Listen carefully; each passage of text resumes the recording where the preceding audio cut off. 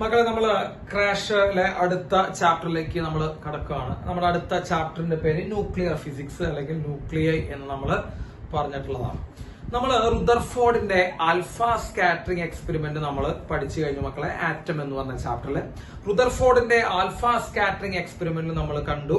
ആറ്റത്തിന്റെ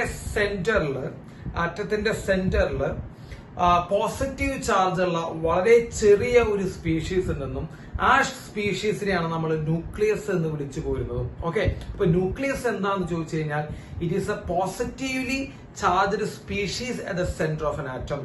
കേട്ടോ, positively charged species. മക്കളെ ന്യൂക്ലിയസിനെ കുറിച്ച് നമ്മൾ പറയുകയാണെങ്കിൽ ന്യൂക്ലിയസ് എന്ന് പറയുമ്പോൾ ഒരു പോസിറ്റീവ്ലി ചാർജ്ഡ് സെന്റർ ആണ് മക്കളെ, ചാർജ്ഡ് സ്പീഷീസ് ആണ് at the center of atom. അതായത് ആറ്റത്തിന്റെ നടുക്കിലുള്ള പോസിറ്റീവ്ലി ചാർജ് സ്പീഷീസിനെയാണ് നമ്മൾ ന്യൂക്ലിയസ് എന്ന് വിളിക്കുക. മക്കളെ അതിന്റെ സൈസ് വളരെ എന്തായിരിക്കും മക്കളെ, ചെറുതായിരിക്കും. അപ്പോ സ്മോൾ സൈസ് ആയിരിക്കും മക്കളെ. And it consist of nucleons. ശ്രദ്ധിച്ചോളൂ മക്കളെ, ന്യൂക്ലിയസിന്റെ ഉള്ളിൽ നമ്മൾ കാണുന്ന പാർട്ടിക്കിൾസിനെ നമ്മൾ ന്യൂക്ലിയോൺസ് എന്നാണ് പറയാ. അപ്പോ ന്യൂക്ലിയോൺസ് കൂടി ചേർന്നിട്ടാണ് എന്തുണ്ടാവുന്നത് മക്കളെ, ന്യൂക്ലിയസ് ഉണ്ടാവുന്നത്.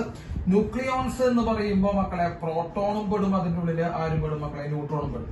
അപ്പൊ ഈ പ്രോട്ടോണിന്റെയും ന്യൂട്രോണിന്റെയും ഒരുമിച്ച് ചേർത്ത് നമ്മൾ പറയുന്ന പേരാണ് ന്യൂക്ലിയോൺസ്. അപ്പൊ ഈ ന്യൂക്ലിയോൺസ് ആണ് ന്യൂക്ലിയസിന്റെ മെയിൻ ബിൽഡിംഗ് പാർട്സ്. അപ്പൊ ഇവര് വെച്ചിട്ടാണ് എന്തുണ്ടാക്കിയത്, ന്യൂക്ലിയസ് ഉണ്ടാക്കിയത്. ആര് വെച്ചിട്ട് മക്കളെ ഉണ്ടാക്കിയത്, പ്രോട്ടോണിനെയും ന്യൂട്രോണിനെയും വെച്ചിട്ടാണ് ഉണ്ടാക്കിയിരിക്കുന്ന കാര്യം നിങ്ങൾ മനസ്സിലാക്കാം.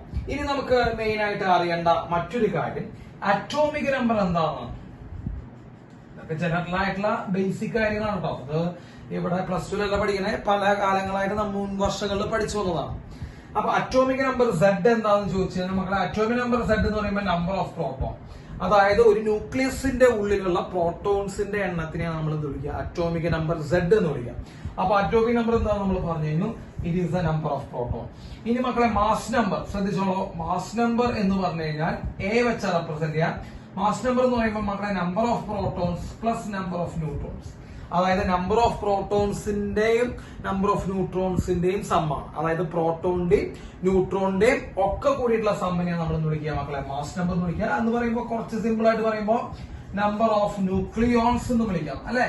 അതായത് ന്യൂക്ലിയസിനുള്ളിലുള്ള എല്ലാവരും കൂടി ചേർത്ത് പറയുന്ന പേരാണ് മക്കളെ ന്യൂക്ലിയോൺസ്. ന്യൂക്ലിയോൺസിനുള്ളിൽ ആരൊക്കെയുള്ള പ്രോട്ടോൺ ഉണ്ട്, ന്യൂട്രോൺ ഉണ്ട്. അപ്പൊ പ്രോട്ടോണിന്റെയും ന്യൂട്രോണിന്റെയും സമ്മിനെ നമ്മൾ പറയുന്ന പേരാണ് ന്യൂക്ലിയോൺസ് എന്ന് പറഞ്ഞത്. അവരുടെ എണ്ണത്തിന് നമ്മൾ പറയുന്ന പേരാണ് മക്കളെ മാസ് നമ്പർ. അപ്പൊ ഇവിടെ നമുക്ക് വേണമെങ്കിൽ ഇങ്ങനെ എഴുതാം മക്കളെ, നമ്പർ ഓഫ് ന്യൂട്രോൺ നിങ്ങളൊക്കെ പഠിച്ചിട്ടുണ്ട്, ഇത് ചെറിയ ക്ലാസ്സിൽ പഠിച്ചിട്ടുള്ള നമ്പർ ഓഫ് ന്യൂട്രോൺ എന്ന് പറയുമ്പോൾ mass number minus atomic number ആണ്.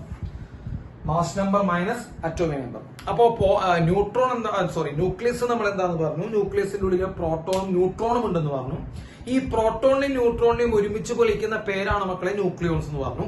അതിൽ ഈ പ്രോട്ടോണിന്റെ എണ്ണമാണ് അറ്റോമിക് നമ്പർ എന്ന് പറഞ്ഞു. ന്യൂക്ലിയോൺസിന്റെ എണ്ണം എന്ന് പറഞ്ഞാൽ പ്രോട്ടോണിന്റെയും ന്യൂട്രോണിന്റെയും സമ്മാണ് എന്ത് മക്കളെ, മാസ് നമ്പർ എന്ന് പറയും. അതിൽ ന്യൂക്ലിയസിന്റെ എണ്ണം കണ്ടുപിടിക്കാൻ പറഞ്ഞു കഴിഞ്ഞാൽ mass number minus atomic number ആണെന്ന് നിങ്ങൾ എല്ലാവരും മനസ്സിലാക്കുക. ഓക്കെ, ഇത് ബേസിക് ആയ കാര്യങ്ങളാണ്. പിന്നെ ഐസോ ടോപ്പ്, ഐസോ ബാറുകൾ കാര്യങ്ങളൊക്കെ ഉണ്ട്, അതൊക്കെ ബേസിക് ആണ്. അത് നമ്മളിവിടെ തൽക്കാലം എന്ത് ചെയ്യുന്നില്ല, നമ്മൾ ഡിസ്കസ് ചെയ്യുന്നില്ല, അതൊക്കെ ഓൾറെഡി നിങ്ങൾക്ക് അറിയാവുന്നതാണ്. അപ്പൊ ന്യൂക്ലിയസിനെ കുറിച്ച് ബേസിക് ആയിട്ടുള്ള കാര്യങ്ങൾ നമുക്ക് ഇത്രയുമാണെന്ന് വേണമെങ്കിൽ പറയാം. ഇനി നമുക്ക് ഇതിന്റെ ഓരോ ആളുകളുടെയും പ്രോപ്പർട്ടീസ് നോക്കാം മക്കളെ. അതും ബേസിക്കിന്റെ ഭാഗത്താണ്, ഇൻട്രൊഡക്ഷൻ ഭാഗത്താണ് നമുക്ക് ഉൾപ്പെടുത്താൻ പറ്റുക. അതിന്റെ ഓരോന്നിന്റെയും പ്രോപ്പർട്ടീസ്, അതായത് ഇപ്പോ നമ്മൾ പറയുന്നത് പ്രോട്ടോണിന്റെ പ്രോപ്പർട്ടീസ് നോക്കാം മക്കളെ. പ്രോട്ടോൺ ഒരു ബിൽഡിംഗ് ബ്ലോക്ക് ആണ് അല്ലെ. ന്യൂക്ലിയസ് ഉണ്ടാകുന്നത് പ്രോട്ടോൺ കൂടി വെച്ചിട്ടാണ്, പ്രോട്ടോണും ന്യൂട്രോണും വെച്ചിട്ടാണ്. അപ്പൊ അതിൽ ആദ്യം നമുക്ക് പ്രോട്ടോണിനെ കുറിച്ച് ഡിസ്കസ് ചെയ്യാം. പ്രോട്ടോണിന്റെ പ്രോപ്പർട്ടീസ് എന്തൊക്കെയാന്ന് ചോദിച്ചു കഴിഞ്ഞാൽ ഇറ്റ് ഹാസ് മാസ് അല്ലെ. അതിനെന്തുണ്ടാവും മക്കളെ, മാസ് ഉണ്ടാവും. എത്ര മാസ് വരും മക്കളെ, 1.6727 into 10⁻⁻27 കിലോഗ്രാം. അപ്പൊ മാസ് നിങ്ങൾ ശ്രദ്ധിക്കുക, പ്രോട്ടോണിന്റെ മാസ് എത്രയാ, 1.6727 into 10⁻⁻27 കിലോഗ്രാം. Okay, -27 kilogram. അപ്പൊ അത് പ്രോട്ടോണിന്റെ മാസ് ഉണ്ട് മക്കളെ. ആൻഡ് ഇറ്റ് ഹാസ് ചാർജ് അല്ലെ. പ്രോട്ടോണിന് ചാർജ് ഉണ്ടെന്ന് നമുക്ക് എല്ലാവർക്കും അറിയാം. ചാർജ് എന്ന് പറഞ്ഞാൽ മക്കളെ എത്രയാ, 1.6 into 10⁻⁻90 കൂളം അല്ലെ. പോസിറ്റീവ് ചാർജ് ആണ് 1.6 into 10⁻⁹ കൂളംബ് ആണ് മക്കളെ പ്രോട്ടോണിന്റെ ചാർജ്. ഓക്കെ, അപ്പൊ പ്രോട്ടോണിന് മാസ് ഉണ്ട്, പ്രോട്ടോൺ എന്നുണ്ട് മക്കളെ ചാർജ് ഉണ്ട്. Okay, it has spin. മക്കളെ പ്രോട്ടോണിന് സ്പിൻ ഉണ്ട്. നമ്മൾ ഇലക്ട്രോണിലെ പറഞ്ഞ പോലെ തന്നെ പ്രോട്ടോണിന് എന്ത് വരുന്നുണ്ട് മക്കളെ, സ്പിൻ വരുന്നുണ്ട്. ഇലക്ട്രോണിന്റെ സ്പിൻ നമ്മൾ അറിയാം +or-1/2. ഇവിടെയും പ്രോട്ടോണിന്റെ സ്പിൻ എത്രയാണ് മക്കളെ, +or-1/2 ആണ്. അപ്പോ പ്രോട്ടോണിന് എന്തുണ്ട് മക്കളെ, സ്പിൻ ഉണ്ട്. And fourth one, it deviates in electric field and magnetic field. Electric ഫീൽഡിലും മാഗ്നറ്റിക് ഫീൽഡിലും ഡീവിയേറ്റ് ചെയ്യും. കാരണം അവർക്ക് ചാർജ് ഉണ്ടെന്നുള്ള കാര്യം മനസ്സിലാക്കാം. അപ്പൊ ചാർജ് ഉള്ള കാരണം കൊണ്ട് അവർ ഇലക്ട്രിക് ഫീൽഡിലും മാഗ്നറ്റിക് ഫീൽഡിലും ഒക്കെ എന്ത് ചെയ്യാൻ പറ്റും മക്കളെ, ഡീവിയേറ്റ് ചെയ്യാൻ സാധിക്കും. അതാണ് 4ാമത്തെ property. And the 5th property എന്ന് പറയുമ്പോൾ ഈസ് ഹൈലി സ്റ്റേബിൾ. പ്രോട്ടോൺ വളരെ വളരെ വളരെ എന്താണ് മക്കളെ, സ്റ്റേബിൾ ആണ്. പ്രോട്ടോൺ ആണ് ശരിക്കും ഈ സയന്റിസ്റ്റുകൾ പറയുന്നത് തന്നെ ഈ യൂണിവേഴ്സിനേക്കാൾ കൂടുതൽ സ്റ്റേബിൾ ആണ് പ്രോട്ടോൺ എന്ന് പറഞ്ഞു കഴിഞ്ഞാൽ നമ്മുടെ പ്രപഞ്ചത്തിനേക്കാൾ സ്റ്റെബിലിറ്റി ആണ് ആർക്ക്, പ്രോട്ടോൺ എന്നാണ് പറയുന്നത്. അപ്പൊ ഹൈലി സ്റ്റേബിൾ ആയിട്ടുള്ള ഒരു അറ്റോമിക് പാർട്ടിക്കിൾ ആണ്, സബ് അറ്റോമിക് പാർട്ടിക്കിൾ ആണ് മക്കൾ എന്ത്, പ്രോട്ടോൺ. ഓക്കെ, അപ്പൊ പ്രോട്ടോൺ ഹൈലി സ്റ്റേബിൾ ആണ്. ഇലക്ട്രിക് ഫീൽഡിലും മാഗ്നറ്റിക് ഫീൽഡിലും എന്ത് ചെയ്യുന്നു മക്കളെ, ഡീവിയേറ്റ് ചെയ്യുന്നു. സ്പിൻ ഉണ്ട്, ചാർജ് ഉണ്ട്, അതേപോലെ എന്തുണ്ട് മക്കളെ, മാസ് ഉണ്ട്. ഇത്രയും കാര്യങ്ങൾ നിങ്ങൾ ബേസിക് ആയിട്ട് പ്രോട്ടോണിനെ കുറിച്ച് അറിഞ്ഞു വെക്കാം. അതിൽ തന്നെ മാസ് നിങ്ങളൊന്ന് ശ്രദ്ധിച്ചു വെക്കാം. 1.6727 into 10⁻⁻27 കിലോഗ്രാം ആണ് പ്രോട്ടോണിന്റെ മാസ്. അപ്പൊ പ്രോട്ടോണിനെ കുറിച്ച് ഇത്രയും കാര്യങ്ങളാണ് മക്കളെ. ഇത് ജസ്റ്റ് എന്ത് ചെയ്യണം മക്കളെ, നോട്ട് ചെയ്യണം. യെസ്, ഇനി നമുക്ക് ന്യൂട്രോണിലേക്ക് പോവാം. നമ്മുടെ 2ാമത്തെ പാർട്ടിക്കിൾ, ന്യൂക്ലിയസിന്റെ 2ാമത്തെ പാർട്ടിക്കിൾ ആണ് നമ്മുടെ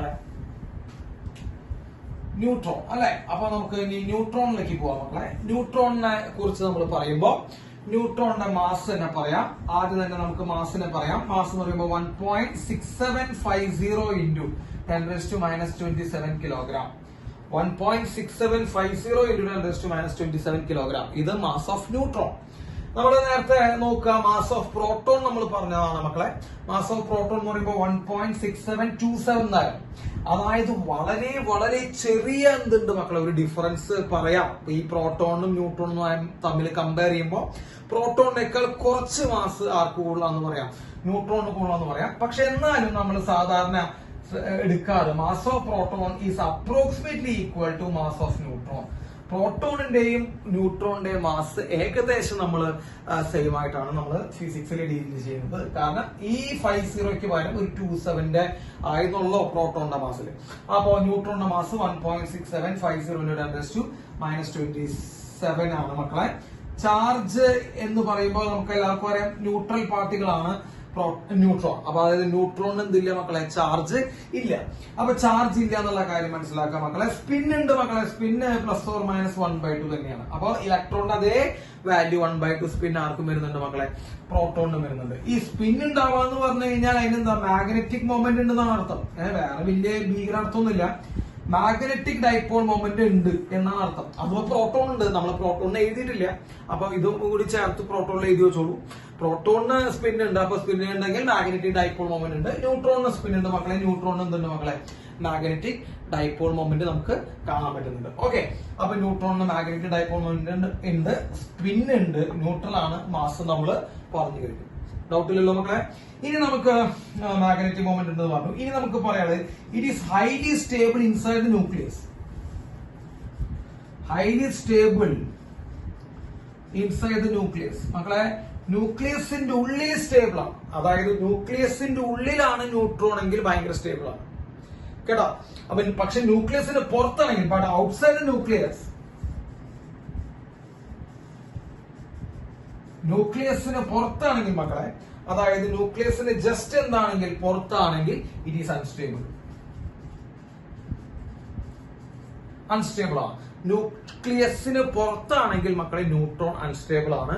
ന്യൂക്ലിയസിന്റെ ഉള്ളിലാണെങ്കിൽ ന്യൂട്രോൺ സ്റ്റേബിൾ ആണ്. ഓക്കെ, സംശയമില്ലല്ലോ. ന്യൂക്ലിയസിന് പുറത്താണെങ്കിൽ ന്യൂട്രോൺ അൺസ്റ്റേബിൾ ആണ്, ന്യൂക്ലിയസിന്റെ ഉള്ളിലാണെങ്കിൽ ന്യൂട്രോൺ സ്റ്റേബിൾ ആണ്. അതിന്റെ ഹാഫ് ലൈഫ് എന്താ നമ്മൾ ഈ ചാപ്റ്ററിലാണ് പഠിക്കുക. പക്ഷെ നമ്മൾ +2 കഴിഞ്ഞവരാണ്. അപ്പോൾ +2 കഴിഞ്ഞവർക്ക് ഹാഫ് ലൈഫ് എന്താണെന്ന് അറിയാം മക്കളെ.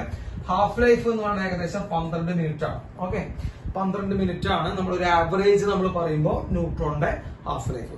അപ്പൊ ഇത്രയും കാര്യങ്ങൾ നമ്മൾ എന്ത് ചെയ്യണം മക്കളെ, നോട്ട് ചെയ്യണം. ഇപ്പൊ ന്യൂക്ലിയസ് എന്താന്ന് പറഞ്ഞു, ന്യൂക്ലിയസിന്റെ കമ്പോണൻസ് എന്താന്ന് പറഞ്ഞു, അത് അവരെ നമ്മൾ ഒരുമിച്ച് വിളിക്കുന്ന പേരാണ് ന്യൂക്ലിയോൺസ് എന്ന് പറഞ്ഞു മക്കളെ. അതിൽ പ്രോട്ടോണിന്റെ എണ്ണമാണ് അറ്റോമിക് നമ്പർ എന്ന് പറഞ്ഞു. പ്രോട്ടോണിന്റെയും ന്യൂട്രോണിന്റെയും എണ്ണം കൂടിയിട്ടുള്ളത്, അതായത് ന്യൂക്ലിയോൺസിന്റെ മൊത്തത്തിലുള്ള എണ്ണമാണ് മാസ് നമ്പർ എന്ന് നമ്മൾ പറഞ്ഞു. പിന്നെ പ്രോട്ടോണിന്റെയും ന്യൂട്രോണിന്റെയും കുറച്ച് പ്രോപ്പർട്ടീസ് നമ്മൾ എന്ത് ചെയ്തു പറഞ്ഞു വെച്ചു. ഇതൊക്കെ ഇൻട്രൊഡക്ഷൻ ആണ്. ഇതിൽ നിന്ന് നമുക്ക് ചോദ്യങ്ങൾ പ്രതീക്ഷിക്കേണ്ട, പക്ഷെ ഈ കാര്യങ്ങൾ അറിഞ്ഞിരിക്കുന്നത് വളരെയധികം നല്ലതാണ്. അപ്പോൾ ഈ കാര്യം കൂടി നോട്ട് ചെയ്യാം, ന്യൂട്രോണിന്റെ പ്രോപ്പർട്ടീസ് നോട്ട് ചെയ്യാം. നോട്ട് ചെയ്തെന്ന് വിചാരിക്കും. നമുക്ക് ഇനി അടുത്തത് മക്കളെ സൈസ് ഓഫ് ന്യൂക്ലിയസ് എടുക്കാം. നമുക്ക് അടുത്ത് ഇനി സൈസ് ഓഫ് ന്യൂക്ലിയസ് എടുക്കാം. അതായത് ന്യൂക്ലിയസിന്റെ സൈസ് എന്താണെന്ന് നമുക്ക് നോക്കാം. ഓക്കെ, അപ്പോൾ നമ്മൾ ആദ്യം തന്നെ നമ്മൾ മനസ്സിലാക്കേണ്ടത്, നിങ്ങൾ വിചാരിക്കുന്നത് പോലെയല്ല ന്യൂക്ലിയസ്. നമ്മൾ ഓൾറെഡി +2 നമ്മൾ ഇത് പഠിപ്പിച്ചിട്ടുണ്ട്. നമ്മൾ ആരും വിചാരിക്കുന്നത് പോലെയല്ല ന്യൂക്ലിയസ് മക്കളെ. നോക്കൂ, ഇതിപ്പോ ഒരു ആറ്റമാണെന്ന് വിചാരിക്കുക കേട്ടോ.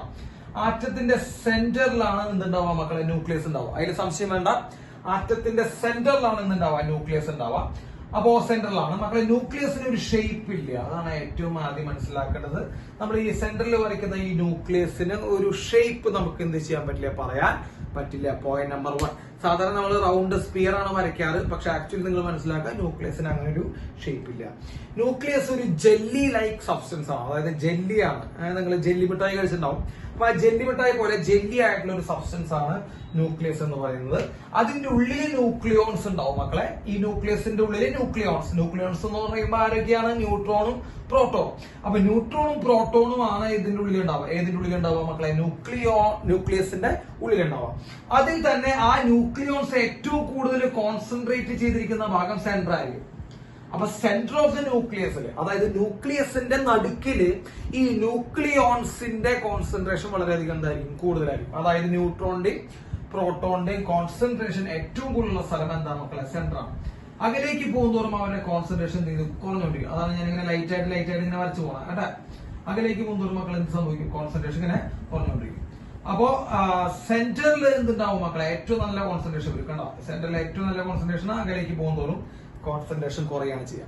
അപ്പൊ ന്യൂക്ലിയസിന് പ്രത്യേകമായിട്ടൊരു ഷേപ്പ് ഇല്ല.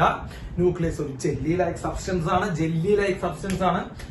ന്യൂക്ലിയസിന്റെ ഉള്ളിലുള്ള ന്യൂക്ലിയോൺസ് ഏറ്റവും കൂടുതൽ കോൺസെൻട്രേറ്റ് ചെയ്തിരിക്കുന്നത് അതിന്റെ സെന്ററിലാണ്.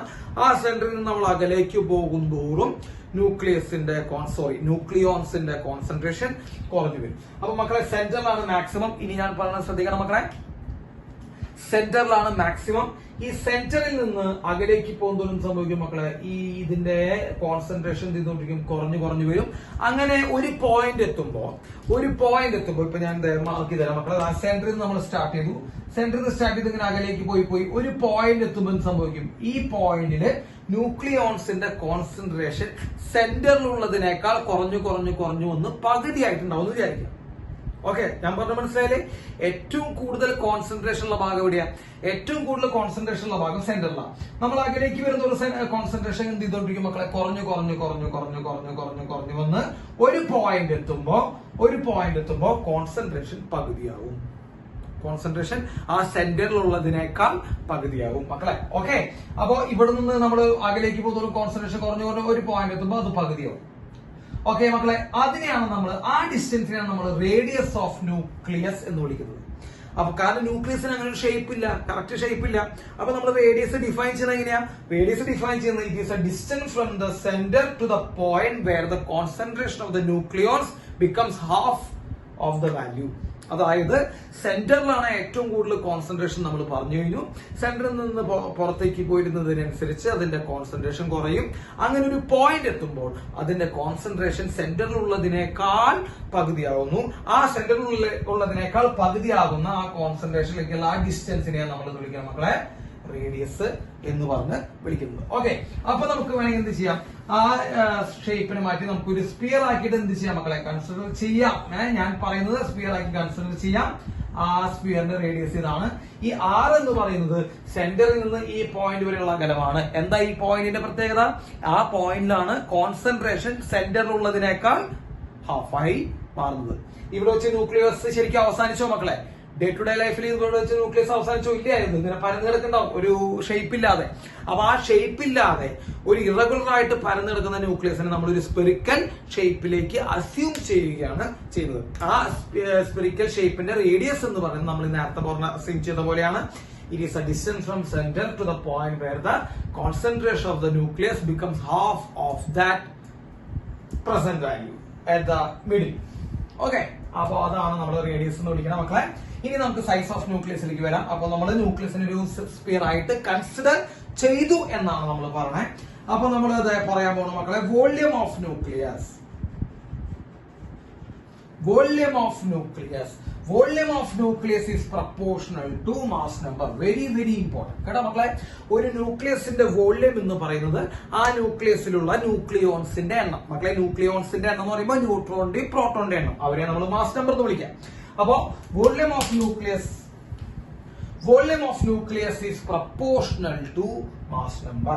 Volume of nucleus is proportional to mass number. മക്കളെ, വോള്യൂം എന്ന് പറയുമ്പോൾ എന്താ? 4/3 pi r cube is proportional to a. അല്ലെ?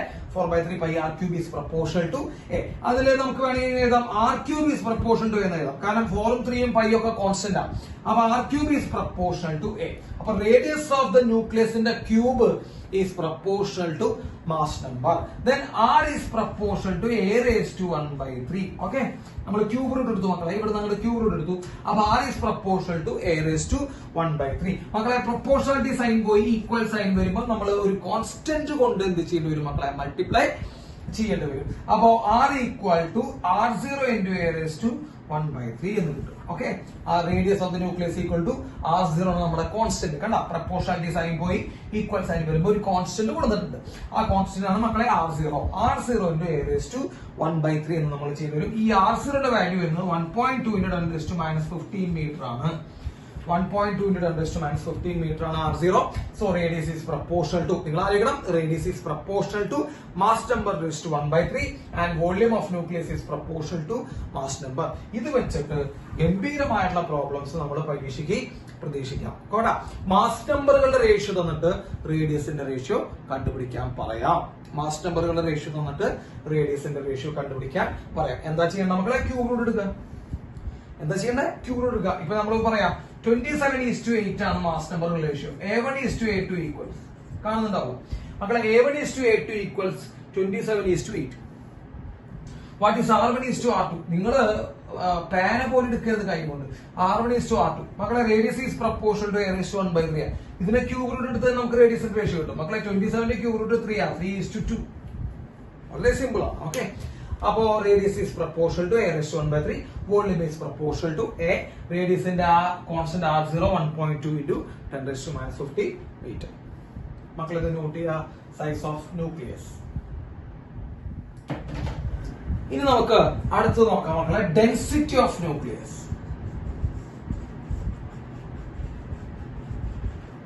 നമ്മൾ അടുത്ത് നോക്കാൻ പോകുന്നത് ഡെൻസിറ്റി ഓഫ് ന്യൂക്ലിയസ്. വളരെ സിമ്പിൾ ആണ്, ശ്രദ്ധിച്ചേക്കാം. ഡെൻസിറ്റി ഓഫ് ന്യൂക്ലിയസ് മക്കളെ നോക്കാം. തുടങ്ങല്ലേ, നമുക്ക് ഡെൻസിറ്റി ഓഫ് ന്യൂക്ലിയസ് നോക്കാം മക്കളെ. Density rho equal to, okay, നമുക്ക് ആദ്യം അത് വെച്ച് തന്നെ നോക്കാം മക്കളെ. ഡെൻസിറ്റി റോ എന്ന് പറയുന്നത് എന്താ? മാസ് ബൈ വോള്യൂം ആണ്. ഓക്കെ, അപ്പൊ ഡെൻസിറ്റി റോ എന്ന് പറയുന്നത് നമ്മൾ എന്താ? Mass by volume. അതിൽ ആർക്കും സംശയമില്ല. നമ്മൾ പഴയ ക്ലാസ്സിൽ, ചെറിയ ക്ലാസ്സിലോട്ട് പഠിച്ചു തുടങ്ങിയതാണ് ഡെൻസിറ്റി റോയ്ക്കുള്ള മാസ് ബൈ വോള്യൂം. അതായത് ഇവിടെ നമ്മൾ ന്യൂക്ലിയസിന്റെ ആണ് നമ്മൾ എടുക്കുന്നത്. അപ്പൊ mass of nucleus divided by volume of nucleus എന്ന് എഴുതാം. So mass of nucleus divided by volume of nucleus ആണ് ഡെൻസിറ്റി. അപ്പൊ നമ്മൾ ഡെൻസിറ്റി എഴുതി mass of nucleus by volume of nucleus. ഇനി മാസ് ഓഫ് ന്യൂക്ലിയസ് എന്ന് പറയുമ്പോൾ മക്കളെ, ന്യൂക്ലിയസിന്റെ ഉള്ളിൽ ആരൊക്കെയാണുള്ളത്? ന്യൂക്ലിയസിന്റെ ഉള്ളില് ന്യൂട്രോണും ഉണ്ട് മക്കളെ, എന്തുണ്ട്? പ്രോട്ടോണും ഉണ്ട്. അപ്പൊ മാസ് ഓഫ് ന്യൂക്ലിയസ് എന്ന് പറയുമ്പോൾ mass of neutron plus mass of എന്താ? പ്രോട്ടോൺ അല്ലെ? Mass of neutron plus mass of proton. അതായത് എല്ലാത്തിന്റെയും കണ്ടോ മക്കളെ, മാസ് ഓഫ് ന്യൂട്രോൺ എന്ന് പറയുമ്പോൾ ഒരു ന്യൂട്രോണിന്റെ മാസ് അല്ല. ഒരു ന്യൂക്ലിയസിന്റെ ഉള്ളിൽ ചിലപ്പോൾ കുറെ അധികം ന്യൂട്രോൺസ് ഉണ്ടാവും.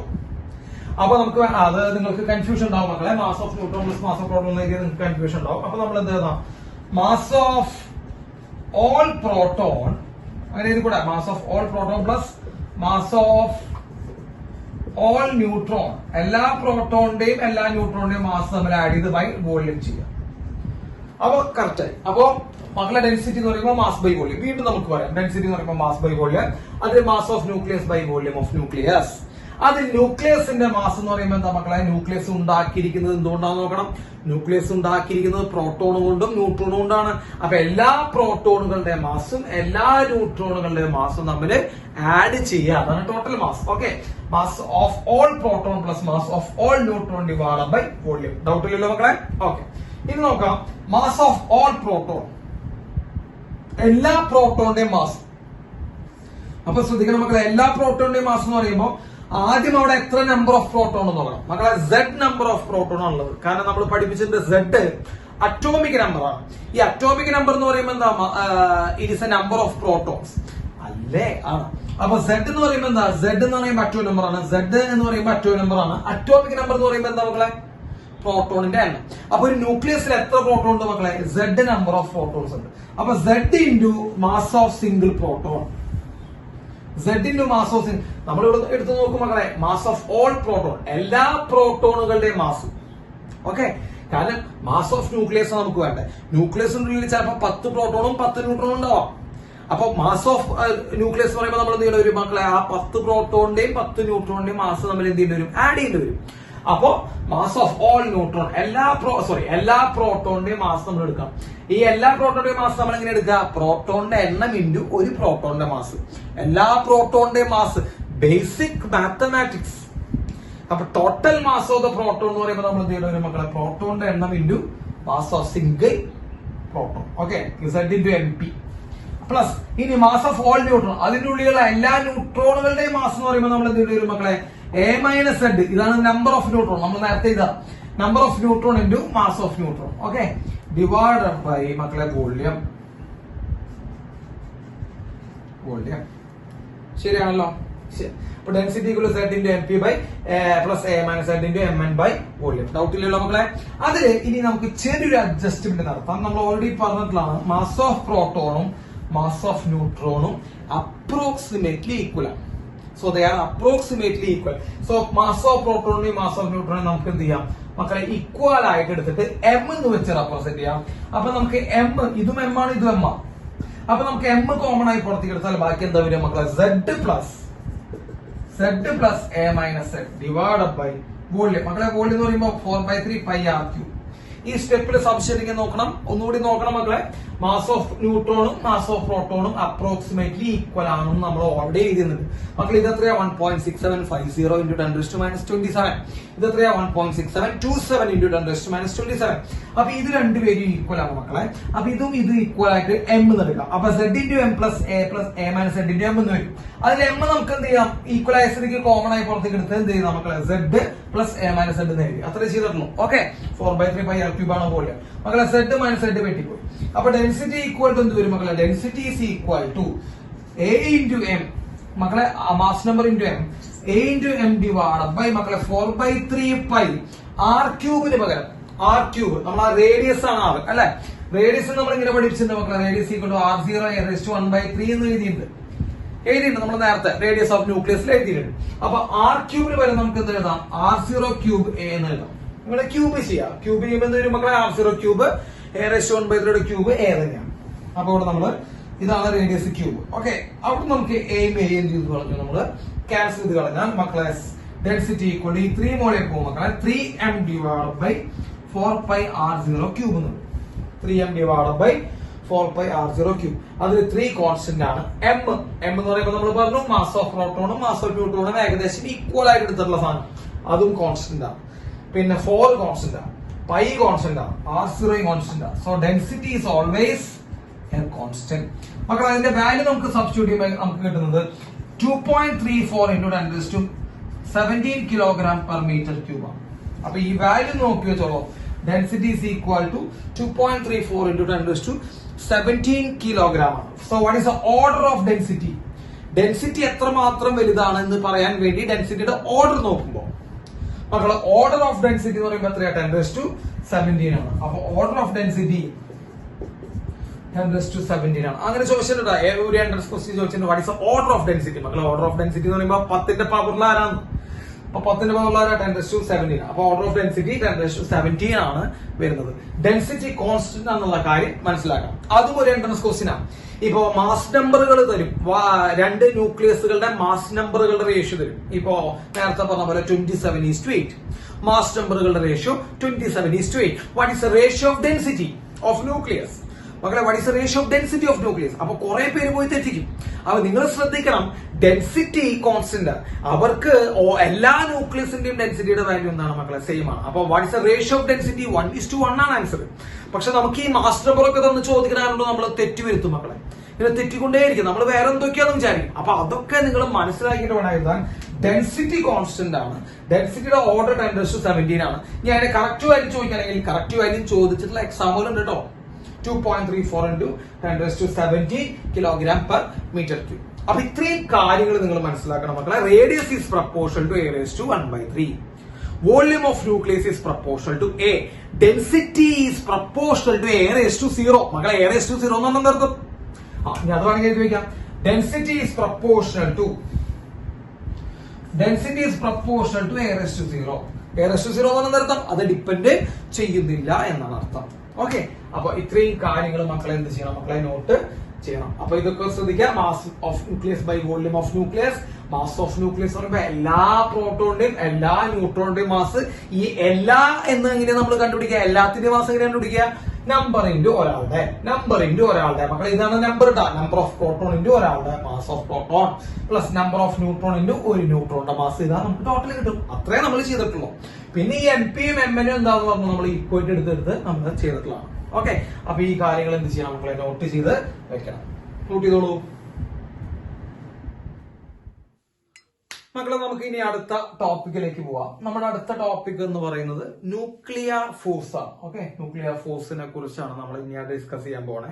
അതിന്റെ കുറച്ച് പ്രോപ്പർട്ടീസ്, വളരെ സിമ്പിൾ ആയിട്ടുള്ള ഒരു ടോപ്പിക്കാണ് മക്കളെ. നമുക്ക് എല്ലാവർക്കും അറിയാം, ഒരു ന്യൂക്ലിയസിന്റെ ഉള്ളിൽ, ഇത് ന്യൂക്ലിയസ് ആണെന്ന് വിചാരിക്കുക. ന്യൂക്ലിയസിന്റെ ഉള്ളിൽ ന്യൂട്രോൺ ഉണ്ട്, പ്രോട്ടോൺ ഉണ്ട്, അല്ലെ? ന്യൂട്രോൺ ഉണ്ട് മക്കളെ, പ്രോട്ടോൺ ഉണ്ട്. അതിൽ പ്രോട്ടോണിന്റെ ചാർജ് പോസിറ്റീവാണ്.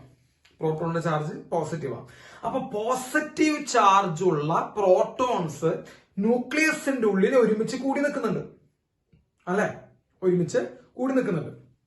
അപ്പൊ നമുക്ക് എല്ലാവർക്കും അറിയാം, പോസിറ്റീവ് ചാർജുകൾ വന്നു കഴിഞ്ഞാൽ റിപ്പൽ ചെയ്യും.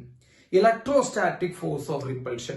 അപ്പൊ പോസിറ്റീവ് ചാർജ് ഉള്ള പ്രോട്ടോൺസ് ഇങ്ങനെ കൂടി നിൽക്കുന്ന സമയത്ത് അവര് തമ്മിൽ ഇലക്ട്രോസ്റ്റാറ്റിക് ഫോഴ്സ് ഓഫ് റിപ്പൽഷൻ നടക്കുകയും അവര് റിപ്പൽ ചെയ്ത് അകലേക്ക് പോവുകയും ചെയ്യേണ്ടതാണ്.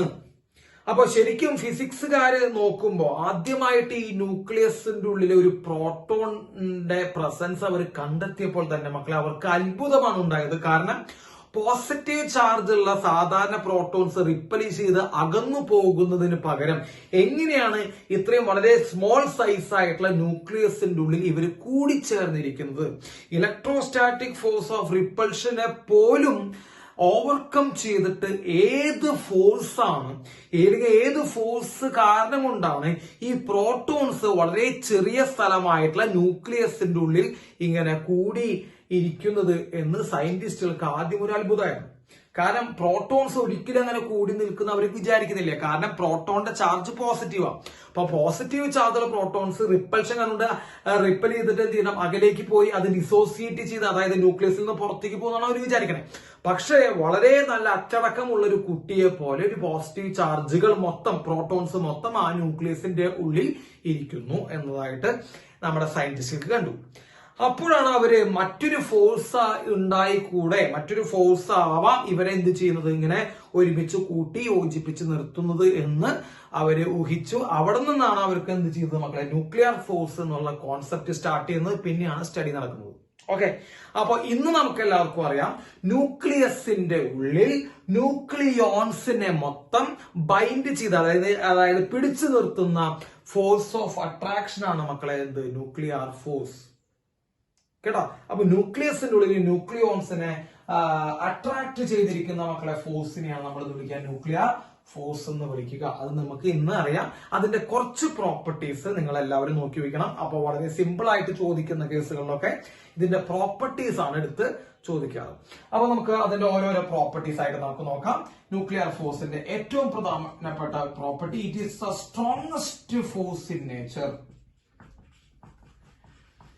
ഈ നേച്ചറിലെ, ഈ പ്രകൃതിയിലെ ഏറ്റവും സ്ട്രോങ്സ്റ്റ് ഫോഴ്സ് ആണ് കേട്ടോ.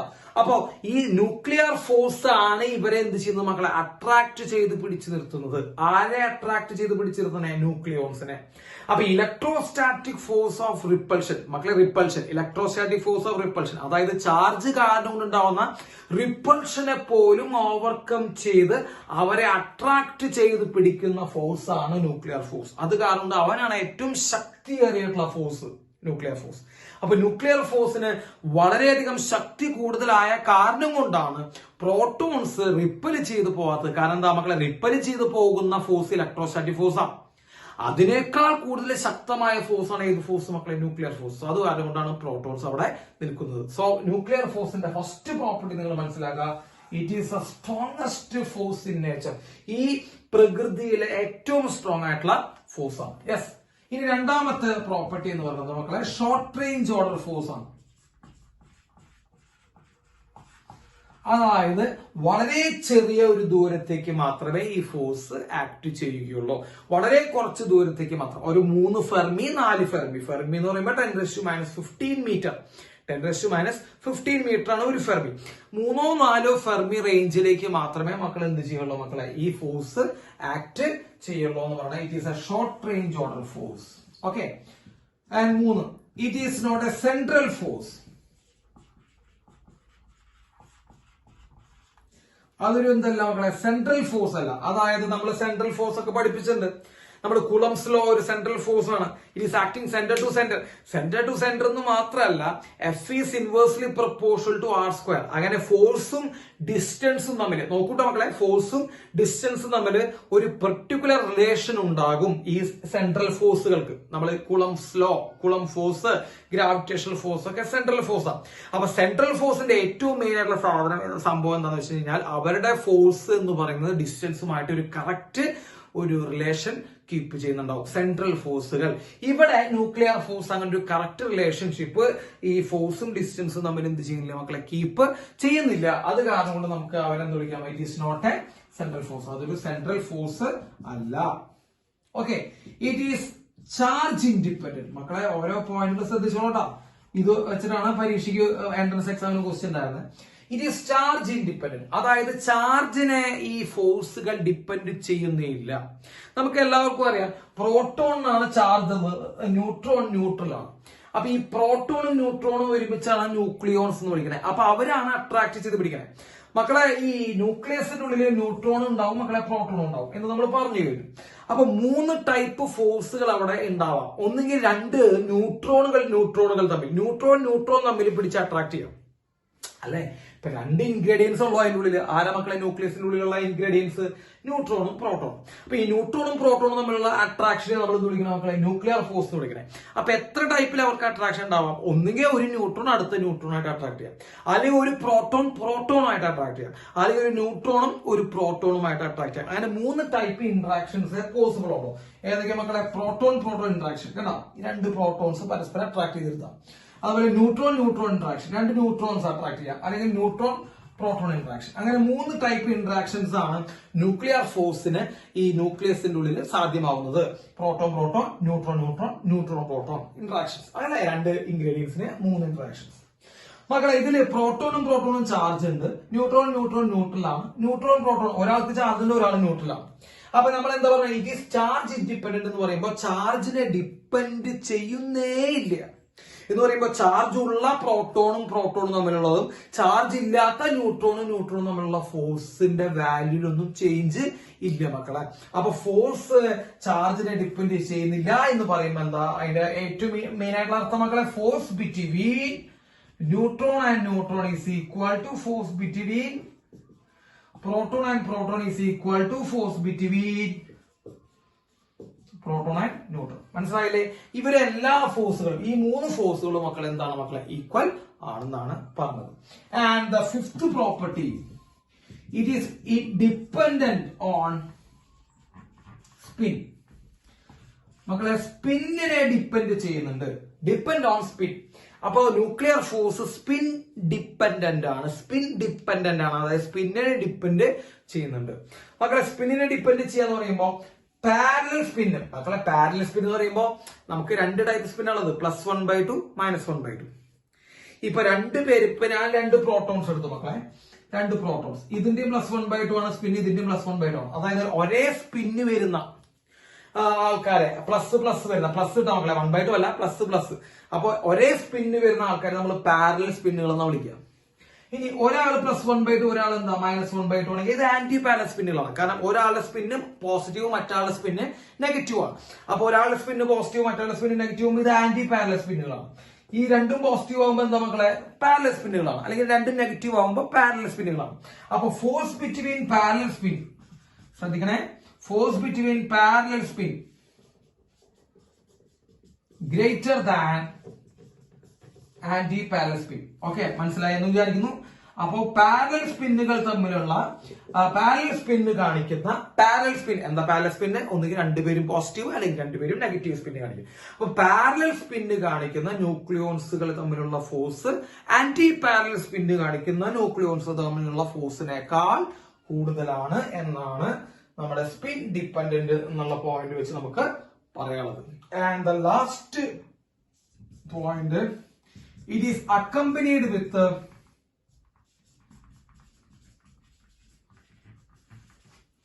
പാർട്ടിക്കിൾ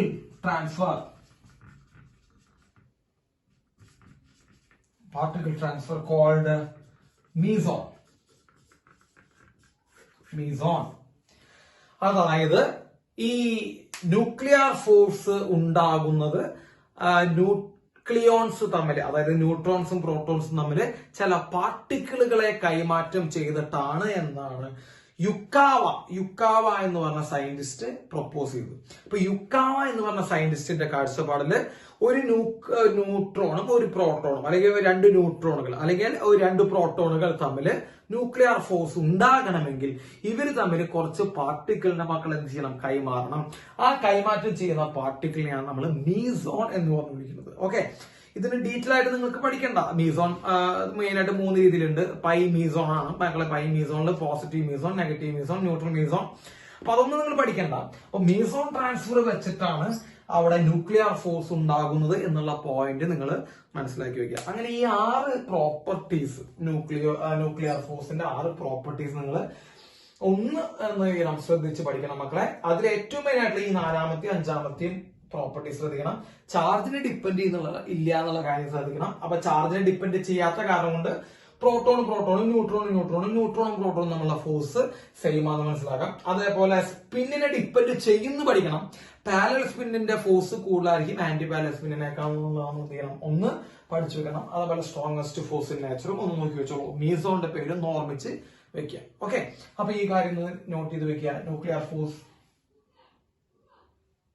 മക്കളെ, അപ്പൊ നമ്മള് ഇതുവരെ ന്യൂക്ലിയസിന്റെ ഉള്ളിലെ ന്യൂക്ലിയോൺസിനെ കുറിച്ച് പറഞ്ഞു. അതേപോലെ റേഡിയസ് ഓഫ് ന്യൂക്ലിയസ് പറഞ്ഞു. പിന്നെ ന്യൂക്ലിയർ ഫോഴ്സുകളെ കുറിച്ച് പറഞ്ഞു. ഓക്കെ, ഇനി നമ്മൾക്ക് നോക്കാൻ പോകുന്നത് മക്കളെ ന്യൂക്ലിയർ ഫോഴ്സുമായി ബന്ധപ്പെട്ട് തന്നെ ഈ ന്യൂക്ലിയോൺസിന്റെ പൊട്ടൻഷ്യൽ എനർജി വേഴ്സസ് ഡിസ്റ്റൻസിന്റെ കർവ് നമുക്കൊന്ന് നോക്കാം. ഗ്രാഫ് നമുക്കൊന്ന് നോക്കാം. അപ്പോ നമ്മള് ഗ്രാഫ് നോക്കുമ്പോൾ മക്കളെ പൊട്ടൻഷ്യൽ എനർജി വേഴ്സസ് ഡിസ്റ്റൻസിന്റെ കർവ് വരുന്നത് നിങ്ങൾ ശ്രദ്ധിക്കണം മക്കളെ. y ആക്സിസിൽ പൊട്ടൻഷ്യൽ എനർജി, x ആക്സിസിലാണ് നമ്മുടെ ഡിസ്റ്റൻസ് കൊടുത്തിരിക്കുന്നത്. അപ്പോൾ നമ്മൾ ഇപ്പൊ ഡീൽ ചെയ്യാൻ പോകുന്നത് ന്യൂക്ലിയസിന്റെ ഉള്ളിലുള്ള ന്യൂക്ലിയോൺസുകൾ തമ്മിലുള്ള പൊട്ടൻഷ്യൽ എനർജി വേഴ്സസ് ഡിസ്റ്റൻസിന്റെ കർവ് ആണ് മക്കളെ. നമ്മൾ +2 ഒരു പരിധി വരെ നമ്മൾ ഇങ്ങനെ ഒരു കർവ് കണ്ടുണ്ടാവും. നിങ്ങൾ എല്ലാവരും കണ്ടുണ്ടാവേണ്ടതാണ്. അപ്പൊ ഇങ്ങനെയാണ് ആ കർവിന്റെ ഷേപ്പ് വരുന്നത് മക്കളെ. ഇവിടെയാണ് പൊട്ടൻഷ്യൽ എനർജി ഏറ്റവും മിനിമം കേട്ടോ. ഇത് നെഗറ്റീവ് ആണ്, നമ്മളൊന്ന് ശ്രദ്ധിക്കണമെന്നല്ല മക്കളെ. ഇത് നെഗറ്റീവ് ആക്സിസ് ആണ്, ഇത് പോസിറ്റീവ് ആക്സിസ് ആണ്. അപ്പൊ ഏറ്റവും മിനിമം പൊട്ടൻഷ്യൽ എനർജി എന്ന് പറയുന്നത് നെഗറ്റീവ് ആക്സിസിൽ ഈ വന്നിരിക്കുന്ന സ്ഥലത്താണ് അല്ലെ. അപ്പൊ ഇതാണ് മക്കളെ ഏറ്റവും മിനിമം പൊട്ടൻഷ്യൽ എനർജി. നെഗറ്റീവ് ആക്സിസിലേക്ക് വന്നിരിക്കുന്നു പൊട്ടൻഷ്യൽ എനർജി, നെഗറ്റീവ് ആയിരിക്കുന്നു പൊട്ടൻഷ്യൽ എനർജി.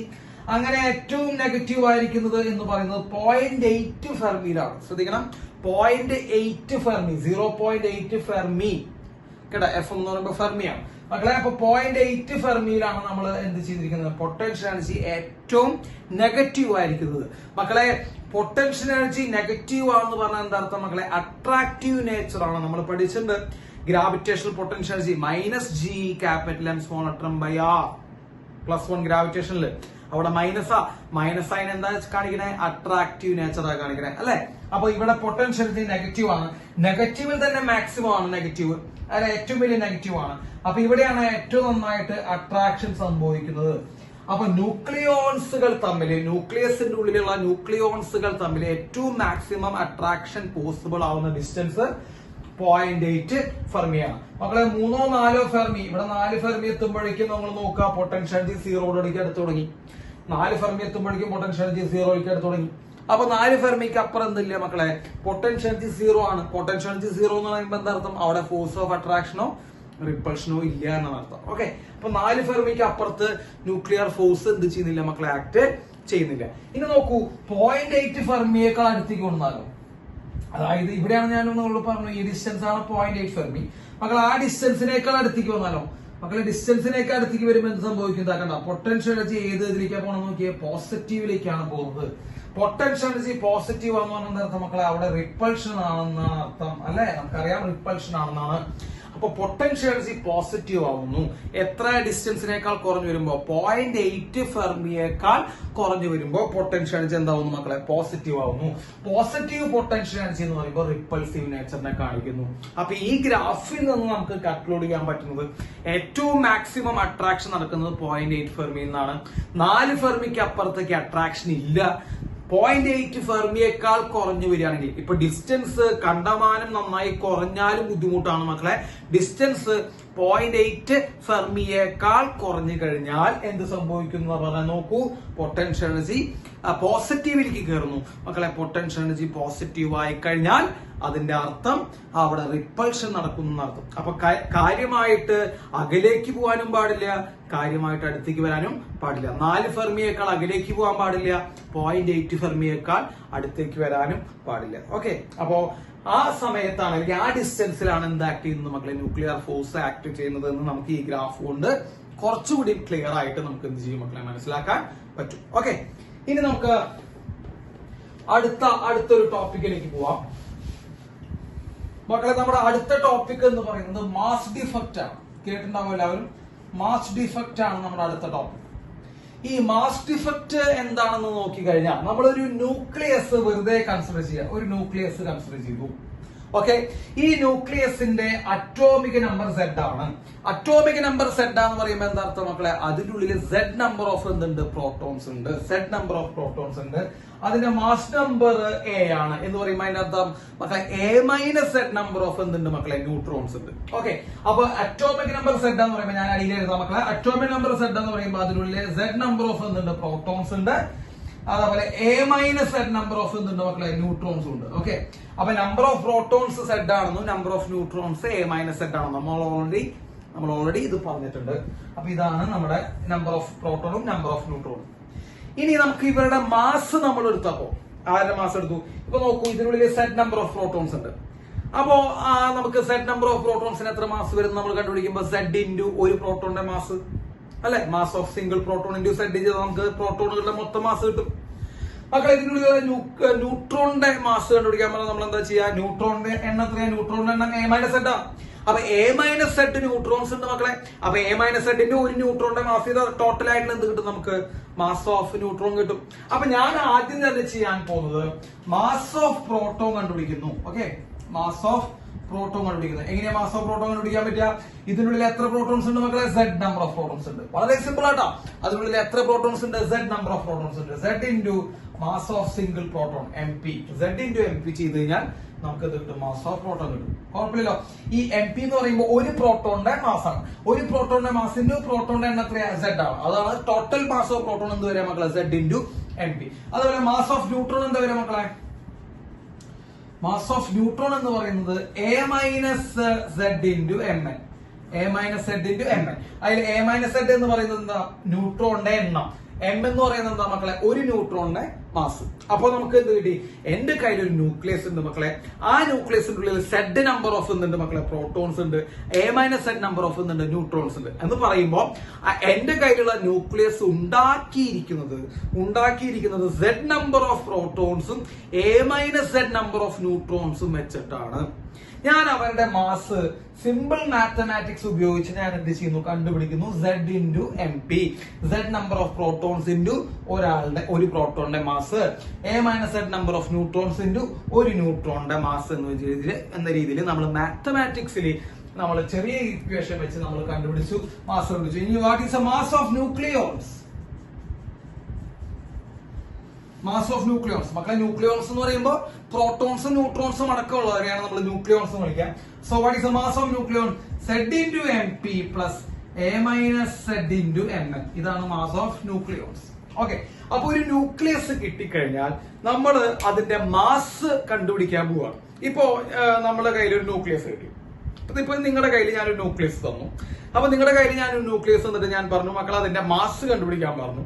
അപ്പൊ നിങ്ങൾ എന്താ ചെയ്യുക? ആദ്യം തന്നെ നമുക്ക് വരുന്ന ഒരു ഐഡിയ എന്താന്ന് വെച്ച് കഴിഞ്ഞാൽ അതിന്റെ ഉള്ളിലുള്ള പ്രോട്ടോൺസിന്റെ എണ്ണം നമുക്കറിയാം, അതിന്റെ ഉള്ളിലുള്ള ന്യൂട്രോൺസിന്റെ എണ്ണം നമുക്കറിയാം. അപ്പൊ നമ്മൾ എന്ത് ചെയ്യുന്നത്? അതിനുള്ളിലുള്ള പ്രോട്ടോണിന്റെ മാസ് കണ്ടുപിടിച്ചു, അതിനുള്ളിലുള്ള എന്ത് കണ്ടുപിടിച്ചു മക്കളെ? ന്യൂട്രോൺസിന്റെ മാസ് കണ്ടുപിടിച്ചു. എല്ലാം കൂടി സംമിത നമുക്ക് കിട്ടും മാസ് ഓഫ് ന്യൂക്ലിയോൺസ് എന്ന രീതിയിൽ ഈ സാധനം കിട്ടും. അപ്പൊ ഇതാണ് മാസ് ഓഫ് ന്യൂക്ലിയോൺസ് എന്ന് പറയുമ്പോൾ ന്യൂട്രോണിന്റെയും പ്രോട്ടോണിന്റെയും സം അല്ലേ? Mass of neutrons nucleons. അപ്പൊ അതാണ് പ്രോട്ടോണിന്റെയും ന്യൂട്രോണിന്റെയും മാസിന്റെ സം. അപ്പൊ നമ്മൾ വിചാരിക്കേണ്ട ഇത്രയും മാസ് ആണ് ഏതിന്റെ ഉള്ളിൽ ഉണ്ടാവുക? ന്യൂക്ലിയസിന്റെ ഉള്ളിൽ ഉണ്ടാവുക. കാരണം ന്യൂക്ലിയസ് ഉണ്ടാക്കിയിരിക്കുന്ന ഏതുകൊണ്ടാണ് മക്കളെ? ന്യൂട്രോൺസിനെയും പ്രോട്ടോൺസിനെയും കൊണ്ടാണ് അല്ലെ? അപ്പൊ പ്രോട്ടോണിന്റെ മാസ് Z ഇൻറ്റു MP, ന്യൂട്രോണിന്റെ മാസ് എന്താ മക്കളെ? A-Z into Mn. Total mass എത്രയാണ്? Z into MP plus A-Z into Mn. അപ്പൊ ഇത്രയും മാസ് ഉള്ള പാർട്ടിക്കിൾസ് ഏതിന്റെ ഉള്ളിലുണ്ട്? ന്യൂക്ലിയസിന്റെ ഉള്ളിലുണ്ട്. അപ്പൊ ന്യൂക്ലിയസിന്റെ മാസ് എത്രയാണെന്ന് നമ്മളോട് ചോദിച്ചു കഴിഞ്ഞാൽ നമ്മൾ പറയുന്ന ആൻസർ ഇതാണ്. നമ്മൾ ഇത്രയും മാസ് അവിടെ കാണണം, ഇത്രയും മാസം അവിടെ കാണണം ന്യൂക്ലിയസിന്റെ ഉള്ളിൽ. കാരണം എന്താ? ന്യൂക്ലിയസിന്റെ ഉള്ളിലുള്ള Z നമ്പർ ഓഫ് പ്രോട്ടോൺസിന്റെ മാസ് കണ്ടുപിടിച്ചു, A-Z നമ്പർ ഓഫ് ന്യൂട്രോൺസ് ഉണ്ട്, അതിന്റെ മാസ് കണ്ടുപിടിച്ചു, ടോട്ടൽ ചെയ്തു. അപ്പൊ നമ്മൾ വിചാരിക്കുന്നത് മക്കളെ അത്രയും മാസ് എവിടെ കാണണം? ന്യൂക്ലിയസിന്റെ ഉള്ളിൽ കാണണം. അത്രയും മാസ് ന്യൂക്ലിയസിന്റെ ഉള്ളിൽ കാണണം. പക്ഷേ ആക്ച്വൽ ആയിട്ട് നമ്മളൊരു ന്യൂക്ലിയസിനെ ഒരു വെയിങ് മെഷീന്റെ വെയിറ്റ് അളക്കുന്ന മാസ് അളക്കുന്ന ഒരു മെഷീന്റെ മുകളിൽ കൊണ്ടുവച്ചപ്പോ നമ്മൾ തിയററ്റിക്കലി കണ്ടുപിടിച്ച ഈ മാസിനേക്കാൾ കുറവുള്ള മാസാണ് നമുക്ക് കാണാൻ പറ്റിയത്. അപ്പൊ നിങ്ങൾ ആലോചിച്ച് നോക്കട്ടെ മക്കളെ, ഒരു ന്യൂക്ലിയസിന്റെ ഉള്ളില് 10 പ്രോട്ടോണും 10 ന്യൂട്രോണും എന്ന് വിചാരിക്കാം. 10 പ്രോട്ടോണിന്റെ മാസ് നമ്മൾ മാത്സിൽ കണ്ടുപിടിച്ചു സെപ്പറേറ്റ് ആയിട്ട്. കാരണം നമുക്ക് ഒരു പ്രോട്ടോണിന്റെ മാസ് അറിയാം, 1.6727 ഇൻറ്റു 10⁻27 കിലോഗ്രാം. ഒരു പ്രോട്ടോണിന്റെ മാസ് അറിയാമെങ്കിൽ 10 പ്രോട്ടോൺസിന്റെ മാസ് 10 ഇൻറ്റു ചെയ്താൽ മതി. ഒരു ന്യൂട്രോണിന്റെ മാസ് നമുക്കറിയാം 1.6750 ഇൻറ്റു 10⁻27. 10 ന്യൂട്രോണെങ്കിൽ നമ്മൾ അതിന്റെ മാസം നമ്മൾ എന്ത് ചെയ്തു? കണ്ടുപിടിച്ചു. എന്നിട്ട് എല്ലാ മാസം കൂടി ആഡ് ചെയ്ത് കഴിഞ്ഞാൽ നമ്മൾ ആ ന്യൂക്ലിയസിന്റെ മാസം നമ്മൾ വിചാരിക്കും. അപ്പൊ ആ ന്യൂക്ലിയസിന് എത്ര മാസം ഉണ്ടാവും? ഈ പ്രോട്ടോണിന്റെ മാസിന്റെയും ഈ ന്യൂട്രോണിന്റെ മാസിന്റെയും സമ്മാണ് ആ ന്യൂക്ലിയസിന്റെ മാസം നമ്മൾ വിചാരിക്കണേ. പക്ഷേ എന്താ പറ്റിയതെന്ന് വെച്ച് കഴിഞ്ഞാൽ ആ ന്യൂക്ലിയസിന്റെ ആക്ച്വൽ മാസ് നമ്മൾ വെയിറ്റ് മെഷീനിലിട്ട് മെഷർ ചെയ്തപ്പോ ആക്ച്വൽ മാസ് നമ്മൾ ഈ പ്രിഡിക്റ്റ് ചെയ്ത മാസിനേക്കാൾ കുറവാണ് കണ്ടത്.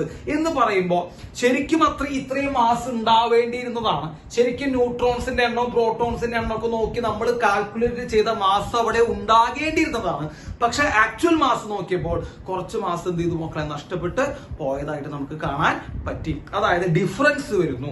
എന്തൊക്കെ മാസിൽ ഡിഫറൻസ് വരുന്നു? ന്യൂക്ലിയോൺസിന്റെ മാസ് നമ്മൾ മാത്സ് ഉപയോഗിച്ച് കണ്ടെത്തിയ മാസും ആക്ച്വൽ മാസ് ഓഫ് ദ ന്യൂക്ലിയസും തമ്മിൽ എന്ത് വരുന്നു മക്കളെ? ചെറിയ ഡിഫറൻസ് വരുന്നു. അപ്പൊ നമ്മൾ പ്രൊഡിക്റ്റ് ചെയ്ത മാസ് അവിടെ എന്ത് ചെയ്യുന്നില്ല? കാണുന്നില്ല. പ്രൊഡിക്റ്റ് ചെയ്ത മാസ് അവിടെ എന്ത് ചെയ്യാൻ പറ്റില്ല? നമുക്ക് കാണാൻ സാധിക്കുന്നില്ല. അതിനേക്കാൾ കുറവ് മാസം നമുക്ക് എന്ത് ചെയ്യാൻ പറ്റുള്ളൂ മക്കളെ? അവിടെ കാണാൻ സാധിക്കുന്നുള്ളൂ. ആ ഡിഫറൻസ് ഇൻ മാസിനെ പറയുന്ന പേരാണ് മാസ് ഡിഫക്ട്.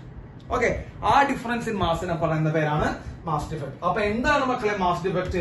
മാസ് ഡിഫക്ട് എന്ന് പറയുമ്പോൾ ഇത്രയാണ് നമ്മൾ പറയാ. It is A mass of nucleons. അതായത് നമ്മൾ പ്രൊഡിക്റ്റ് ചെയ്യുന്ന മാസ് മക്കളെ, ന്യൂക്ലിയോൺസിന്റെ പ്രൊഡിക്റ്റ് ചെയ്യുന്ന mass minus actual mass of nucleus. അതായത് ഞാൻ നിങ്ങളോട് പറഞ്ഞു നമ്മുടെ ശരിക്കുള്ള ന്യൂക്ലിയസിന് എത്രയും മാസ് കാണുന്നുണ്ടോ? ശരിക്കുള്ള ന്യൂക്ലിയസിന് എത്രയും മാസ് കാണുന്നുണ്ടോ? ഇല്ല. അപ്പൊ നമ്മൾ പ്രിഡിക്റ്റ് ചെയ്തതിനേക്കാൾ കുറവായിട്ടാണ് മാസ് അവിടെ കാണുന്നത് എന്ന് പറയുമ്പോൾ കുറച്ച് മാസ് എവിടേക്കോ പോയിട്ടുണ്ട്, നഷ്ടപ്പെട്ടു പോയിട്ടുണ്ട്. ആ നഷ്ടപ്പെട്ടു പോയ മാസിനെയാണ് നമ്മൾ എന്ത് വിളിക്കുക മക്കളെ? മാസ് ഡിഫക്ട് എന്ന് പറഞ്ഞു വിളിക്കുന്നത്. സോ ആ ഡിഫറൻസിനെയാണ് നമ്മൾ മാസ് ഡിഫക്ട് എന്ന് വിളിക്കുക. ആ മാസ് ഡിഫക്ട് ആണ് ഡെൽറ്റ എം. ഓക്കെ, മാസ് ഡിഫക്റ്റിന് നമുക്ക് ഡെൽറ്റ എം എന്ന് ചോദിക്കാം. അപ്പൊ എന്താ മക്കളെ mass defect? It is a difference in mass of nucleons to the actual mass of nucleus. Okay മക്കളെ, അതാണ് മക്കളെ മാസ് ഡിഫക്ട് എന്ന് നമ്മൾ പറഞ്ഞ് വിളിക്കുന്നത്. ഓക്കെ, നമുക്ക് വേണമെങ്കിൽ ഒന്നുകൂടി ഇവിടെ ഇക്വേഷൻ എഴുതുമ്പോൾ മക്കളെ delta M mass defect equal to Z into M P plus A minus Z into M N. ഇതാരാ? ഇത് പ്രോട്ടോണിന്റെ മാസ്, ഇത് ന്യൂട്രോണിന്റെ മാസ്. അപ്പൊ ഇത് മാസ് ഓഫ് ന്യൂക്ലിയോൺസ് കേട്ടോ. ഈ മാസം അവിടെ കിട്ടുന്നുണ്ടോ? ഇല്ല. ഈ മാസത്തിനേക്കാൾ കുറച്ച് കുറവ് കിട്ടുന്നുള്ള. അപ്പൊ ആ കുറവ് എത്രയാണ്? അതായത് ആക്ച്വൽ മാസ് ഓഫ് ന്യൂക്ലിയസ് എന്ത് ചെയ്യാം മക്കളെ? നമ്മൾ അതിൽ നിന്ന് മൈനസ് ചെയ്താൽ നമുക്ക് ഇത് കിട്ടും മക്കളെ, മാസ് ഡിഫക്ട് കിട്ടും. ക്ലിയർ? അപ്പൊ അതാണ് മക്കളെ മാസ് ഡിഫക്ട്. അപ്പൊ മാസ് ഡിഫക്ട് എന്താന്ന് വെച്ച് കഴിഞ്ഞാൽ നമ്മൾ ന്യൂക്ലിയസിന്റെ മാസ് പ്രോട്ടോണിന്റെ മാസ് വെച്ച് ന്യൂട്രോണിന്റെ മാസ് വെച്ച് കണ്ടുപിടിക്കുന്ന ഒരു പ്രിഡിക്റ്റഡ് ആയിട്ടുള്ള ഒരു മാസ് ഉണ്ട്. അതിനേക്കാൾ കുറവാണ് ആക്ച്വൽ ആയിട്ട് മാസ് കാണുന്നത്. ആ ഡിഫറൻസ്, ആ കുറവിനെയാണ് നമ്മൾ എന്ത് വിളിക്കണം മക്കളെ? മാസ് ഡിഫക്ട് എന്ന് വിളിക്കുന്നത്. അപ്പൊ മാസ് ഡിഫക്റ്റിന്റെ ഇക്വേഷൻ ഇതാണ്.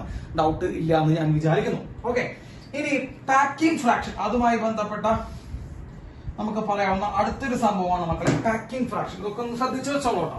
അപ്പൊ പാക്കിംഗ് ഫ്രാക്ഷൻ എന്ന് പറയുമ്പോൾ മക്കളെ mass defect divide by mass number കേട്ടോ. അപ്പൊ അതിന്റെ എത്രയുള്ളൂ മക്കളെ? പാക്കിംഗ് ഫ്രാക്ഷൻ എന്ന് പറയുമ്പോൾ മാസ് ഡിഫക്ട് എത്രയാണെന്ന് നോക്കാം ബൈ മാസ് നമ്പർ. എന്താ മക്കളെ മാസ് ഡിഫക്ട്? ആ ഡിഫറൻസ് ഇൻ മാസ്. ഓക്കെ, നമ്മൾ പ്രെഡിക്റ്റ് ചെയ്യുന്ന മാസും ആക്ച്വൽ മാസും തമ്മിൽ ചെറിയ വ്യത്യാസം വരുന്നു. ആ വ്യത്യാസമാണ് മാസ് ഡിഫക്ട്. ആ mass defect by mass number ചെയ്താൽ നമുക്ക് എന്ത് കിട്ടും മക്കളെ? പാക്കിംഗ് ഫ്രാക്ഷൻ കിട്ടും. അപ്പൊ പാക്കിംഗ് ഫ്രാക്ഷൻ എന്താണെന്ന് വെച്ച് കഴിഞ്ഞാൽ mass defect by mass number. ഈ പാക്കിംഗ് ഫ്രാക്ഷൻ എത്രമാത്രം കുറയുന്നോ, പാക്കിംഗ് ഫ്രാക്ഷൻ കുറയുക എന്ന് പറഞ്ഞു കഴിഞ്ഞാൽ എന്താർത്ഥം മക്കളെ? സ്റ്റെബിലിറ്റി കൂടെ നടക്കും. സ്റ്റെബിലിറ്റി ഓഫ് ന്യൂക്ലിയസ് കൂടെ നടത്തും. അപ്പൊ അവര് അങ്ങനെ തമ്മിലൊരു റിലേഷൻ ഉണ്ട്. അതായത് പാക്കിംഗ് ഫ്രാക്ഷൻ കുറയുമ്പോൾ എന്ത് സംഭവിക്കും? സ്റ്റെബിലിറ്റി ഓഫ് ന്യൂക്ലിയസ് എന്ത് ചെയ്യുന്നു? ഇൻക്രീസ് ചെയ്യുന്നു. അപ്പൊ ഈ കാര്യം കൂടി നിങ്ങൾ എന്ത് ചെയ്യണം മക്കളെ? നോട്ട് ചെയ്ത് വെക്കണം. അപ്പൊ മാസ് ഡിഫക്ട് എന്താന്ന് പറഞ്ഞു? Mass defect by mass number ചെയ്താൽ നമുക്ക് ഇത് കിട്ടും, പാക്കിംഗ് ഫ്രാക്ഷൻ കിട്ടും പറഞ്ഞു. പാക്കിംഗ് ഫ്രാക്ഷൻ കുറയുകയാണെങ്കിൽ എന്ത് സംഭവിക്കും മക്കളെ? Mass defect stability of nucleus കൂടുമെന്ന് നമ്മൾ പറഞ്ഞു കഴിഞ്ഞു. യെസ്, ഇതൊക്കെ എന്ത് ചെയ്യാം മക്കളെ? നോട്ട് ചെയ്യാം.